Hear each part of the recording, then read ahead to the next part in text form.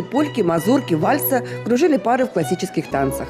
8 января в городском доме культуры «Горизонт» царила атмосфера красоты, восхищения и тайны прошлых веков. Юные дамы и кавалеры собрались на рождественский бал. Идея его проведения принадлежит выпускнику кадетской школы Даниле Никитину. И впервые он состоялся в прошлом году.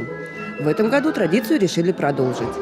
Познакомиться чуть ближе, узнать друг друга, даже просто из-за интереса. Ну и, конечно, всем получить удовольствие от этой эпохи. Все же мы погружаемся в эпоху 18 века. А там музыка, классика, поэты, Пушкин, Лермонтов. Кринолины, платья в пол, плавное движение в такт классической музыки. Удивительно, как современные мальчишки и девчонки смогли перевоплотиться в настоящих дам и кавалеров. И кажется, что время не только остановилось, а повернулось вспять.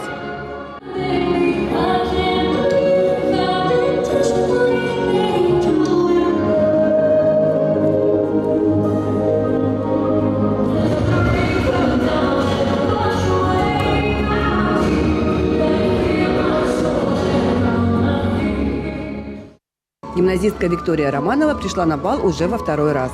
Говорит, что ее привлекает здесь особенная атмосфера, возможность почувствовать себя леди, увидеть других и себя показать. Но подготовка к балу удалась непросто, поделилась впечатлениями девушка. Перед первым балом я испытывала волнение, страх, я не знала, как это будет выглядеть. Сейчас я уже спокойна, мне очень нравится эта атмосфера. Что самое сложное для тебя было в подготовке к балу? Наверное, выбор обуви и платья. Это трудно.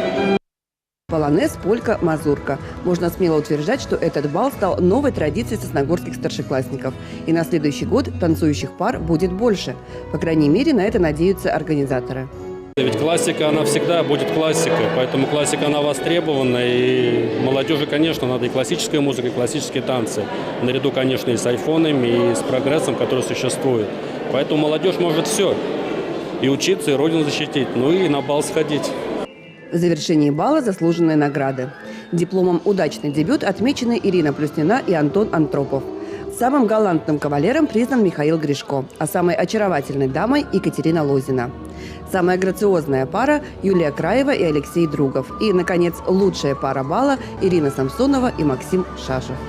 Елена Двожик, Евгений Юрин, Вести Тимана, Сосногорск, специально для телеканала «Юрган».